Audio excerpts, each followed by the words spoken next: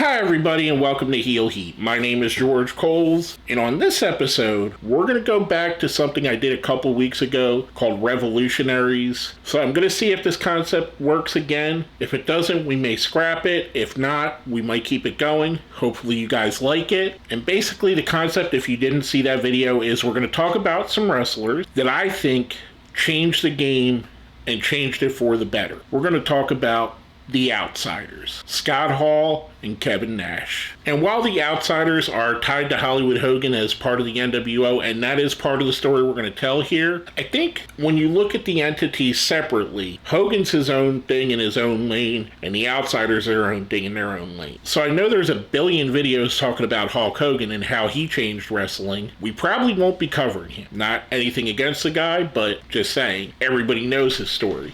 And a lot of people know these guys' story too. I think the narrative kind of is a little bit on the negative side for Hall and Nash. So what I'm going to talk about is the ways that I think they changed wrestling. Now, to get into that, we have to talk about their WWF run and how they went from the Diamond Stud and Oz to being Diesel and Razor Ramon. And this is a big part of it because Diesel and Razor Ramon, when you look at the era and you look at their run in WWE, they're two of the top 5 or 6 guys in the company. And they're constantly at the top of the card. They're constantly in the main events. It's them, it's Bret Hart, it's Shawn Michaels, it's The Undertaker. Those are your 5 guys that pretty much controlled the early to mid 90s in WWF. Add Yokozuna in there, add Vader at times, add Mick Foley towards the end of their run. You gotta remember, when they were in WWF, it was pre-Stone Cold, it was pre-Attitude Era, and these guys are 2 major stars. Now, why we bring that up is because our first point on how they changed the business is the jump to WCW. There's a reason why we're almost 30 years beyond the invention of the NWO, that we're still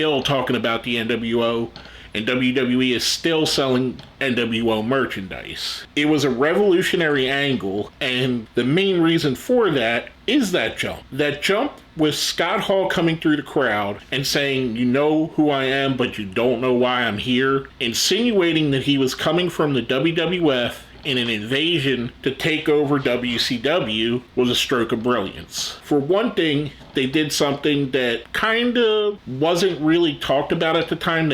They broke a fourth wall. They talked about the other company. Now, there were other things. There were shots back and forth. Since WWF and Crockett Promotions in the 80s, there were shots taken on both sides. But this was a wrestler standing in the middle of the ring, almost blatantly saying, "I'm from the WWF to take over." And even mentioning the Skinny Jean and Nacho Man promos that were done in the WWF to kind of make fun of WCW. This, in a way, changed the way that promos and wrestling was done. And some of that was being done in ECW as well with Shane Douglas and some others. But this is when we really started seeing the breaking of the fourth wall, the getting the fans involved, working with and against the preconceived notions of the fans. They were playing us like we were a fiddle. They were talking about real things, and they were talking like real people. And if you don't think that just talking like real people wasn't a big change, ask your non-wrestling fans to do a wrestling promo, and I guarantee they still do that Hulk Hogan, "Well, what you gonna do, brother?"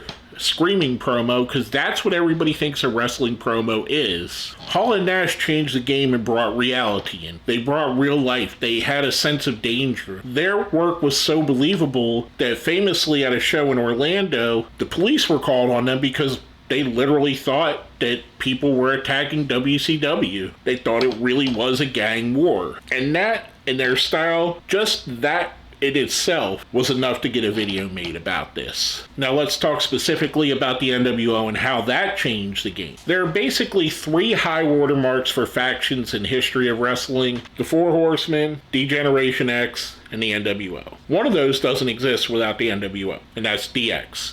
There's no DX if there's no NWO, because DX, in my opinion, and from what I've heard them say, was basically an extension of the NWO, and the NWO in WWF. Without Hall and Nash and Hogan and Syxx and all the others that joined later doing what they did in WCW, DX wouldn't have done what they did. No way in hell that Vince McMahon would have let them. The NWO revolutionized factions in a way that made the heel faction cool. And the Horsemen had that back in the day. The Horsemen did have some cool factor where there were men that liked the Horsemen, and there were women that thought the Horsemen were the greatest thing in the world. Ric Flair talks about those women ad nauseum. But even the Horsemen never got to the point where the fans wanted the heel faction to take over the company. If you go back and watch those old Nitros, when NWO was red hot and white hot, there's 90% of the crowd wearing NWO shirts. And they're throwing up their too sweet, and they're answering the survey from Scott Hall with one more for the good guys. The NWO made being a heel cool, and you could kind of say maybe that change to the business fundamentally changed the business in a bad way. I don't think it did, because there were still ways to become a heel, and there were still stories that could be told that made you a heel and made people hate you. Vince McMahon as a character, that was one that made people hate him. The Rock at times. Kurt Angle, and then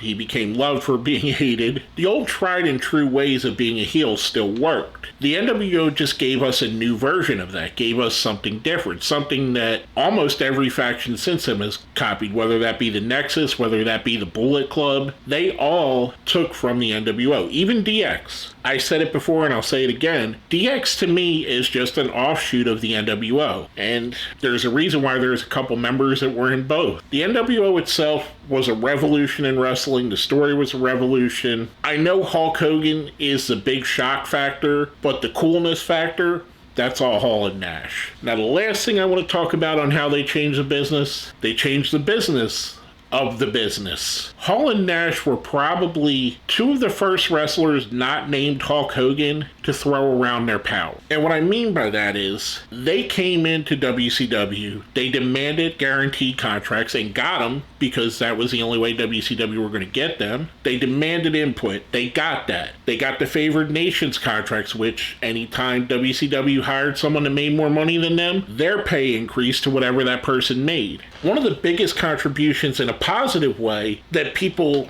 look at it negatively is their business acumen. People kind of look at Hall and Nash especially, and think of all of his shrewd business moves negative. But why? Why do people think that way? Well, it's a little bit of the narrative against them. But let me ask you this. Most of you guys that are watching this video have a job. Most of you go to your job every day. You could be great at it. You could be bad at it. Let's say you're one of the top performers at your job. You work at, I don't know, Ford, for example. You work at the Ford plant. You're one of the top 3 or 5 employees at the plant. Well, one day, the representative from Toyota comes over, and he knows that your contract with Ford is coming up, and he says to you, well, Ford's paying you $5,000 a week. I don't know, whatever they pay.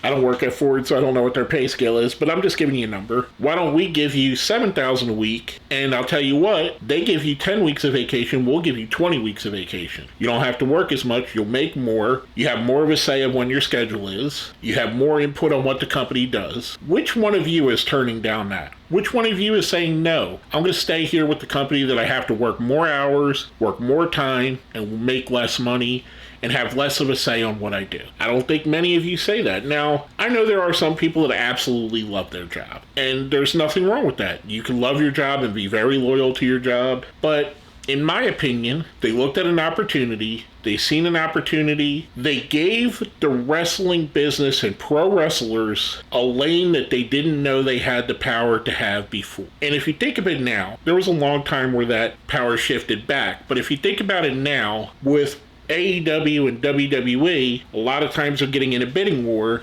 and a lot of the groundwork that Scott Hall and Kevin Nash did is helping affect what people do now. Some people will go to WWE because they think in the long run they'll make more money there. Some people will go to AEW because they think they'll make more money there. All of it directly goes back to the NWO, to Hall and Nash. And why I say that, it's kind of like in baseball. I believe the gentleman's name is Curt Flood, and I might be saying it wrong, but Curt Flood is a guy that brought free agency to baseball, that made it so you can leave a company or leave a team to go to a different team if the other team wanted to pay you more money. And that revolutionized that business. And I'm not saying that there wasn't bidding wars before Hall and Nash. Guys like Ric Flair and Sting, I'm sure whenever their contracts were up, they had offers from WWE, and vice versa. Whenever a guy like Bret Hart or Shawn Michaels' contract was up, I'm sure WCW rolled out the red carpet for them. What I am saying is they were the first people to really use that power, Hogan not included because Hogan's a different animal. They were the first wrestlers that I would... Here's why I differentiate Hogan from them. Hogan absolutely is one of the top tier wrestling talents in the history of the business. There are maybe 3 to 4 guys on that level, and that's Hogan, maybe Flair, maybe Bruno Sammartino, well, Bruno definitely, maybe John Cena, or maybe even a trailblazer like Jim Londos. Hogan's in rarefied air. When we're talking Hulk Hogan, we're talking Michael Jordan, we're talking LeBron James, we're talking Babe Ruth, we're talking Muhammad Ali. When we're talking Hall and Nash, great as they are both great. We're talking about 2 guys that, while to keep the analogy going, 2 guys that were all-stars, they weren't all-time teamers.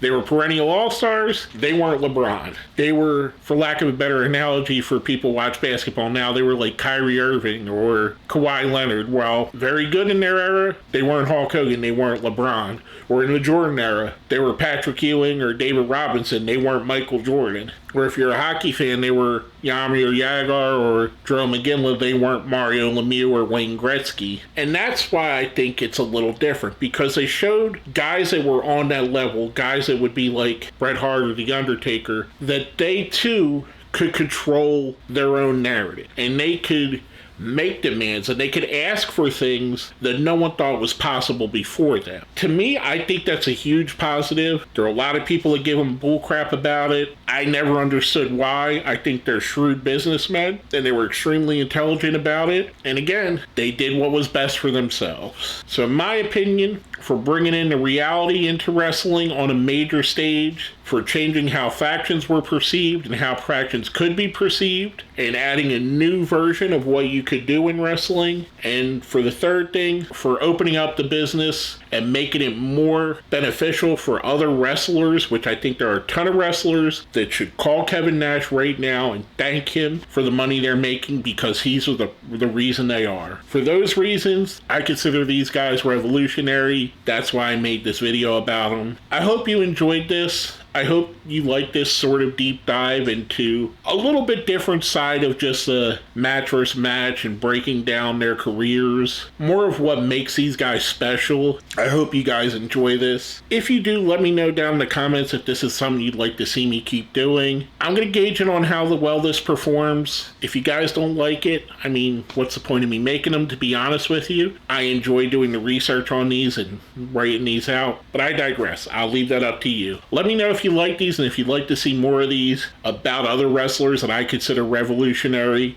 and ingrained in the fabric of wrestling and changing the game of wrestling. With all that being said, my name is George Coles, and you've been watching Revolutionaries.